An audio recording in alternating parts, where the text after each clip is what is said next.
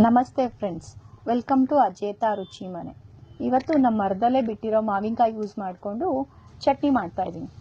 ಈ ಸರಿ ತುಂಬ ಮಾವಿನಕಾಯಿ ಬಿಟ್ಟಿದೆ, ಕೆಳಗಡೆನೇ ಇದೆ.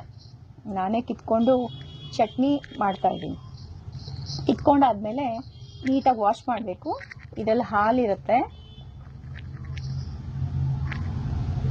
ಕೀಳಕ್ಕೆ ನನ್ನ ಮಗ ಹೆಲ್ಪ್ ಮಾಡ್ದ.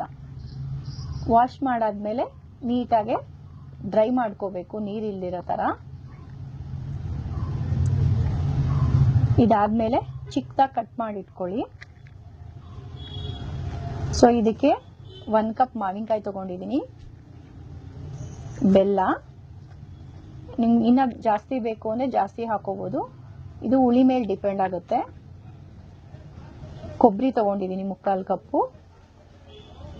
ತೆಂಗಿನಕಾಯಿ ತಗೊಂಡ್ರೆ ಜಾಸ್ತಿ ದಿನ ಇಡೋಕ್ಕಾಗಲ್ಲ. 1 ಸ್ಪೂನ್ ರೋಸ್ಟ್ ಮಾಡಿರೋ ಮೆಂತ್ಯ ತಗೊಂಡಿದ್ದೀನಿ. ಉಪ್ಪು ರುಚಿಗೆ, ಸ್ವಲ್ಪ ಹಿಂಗು. ಈಗ ಇದನ್ನು ಗ್ರೈಂಡ್ ಮಾಡ್ಕೊಳ್ಳೋಣ.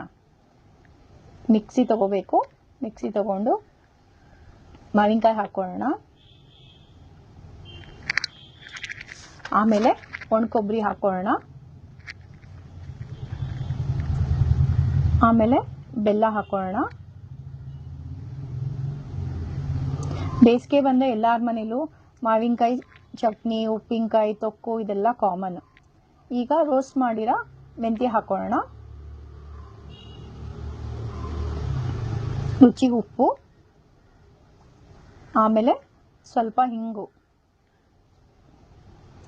ಇನ್ನು ಗ್ರೈಂಡ್ ಮಾಡ್ಕೋಬೇಕು.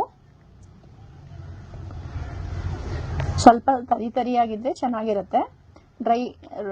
ಗ್ರೈಂಡ್ ಮಾಡಿದ್ಮೇಲೆ 2 ಸ್ಪೂನ್ ಅಚ್ಕಾರದ ಪುಡಿ ಹಾಕ್ಕೊಂಡಿದ್ದೀನಿ. ಮತ್ತೆ ಇನ್ನೊಂದು ರೌಂಡು ಗ್ರೈಂಡ್ ಮಾಡ್ಕೋಬೇಕು.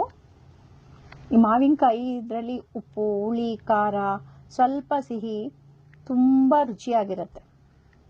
ಇದಾದಮೇಲೆ ಒಗ್ಗರಣೆ ಹಾಕ್ಕೊಳ್ಳೋಣ. ಎಣ್ಣೆ, ಸ್ವಲ್ಪ ಸಾಸಿವೆ ಚೆನ್ನಾಗಿ ಸಿಡಿದ್ಮೇಲೆ ಕರಿಬೇವು, ಮೆಣಸಿನ್ಕಾಯಿ ಹಾಕ್ಕೊಳ್ಳೋಣ. ಈಗ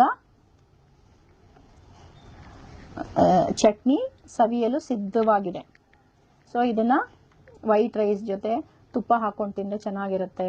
ಇಡ್ಲಿಗೆ, ಚಪಾತಿಗೆ, ದೋಸೆಗೆ ಚೆನ್ನಾಗಿರುತ್ತೆ.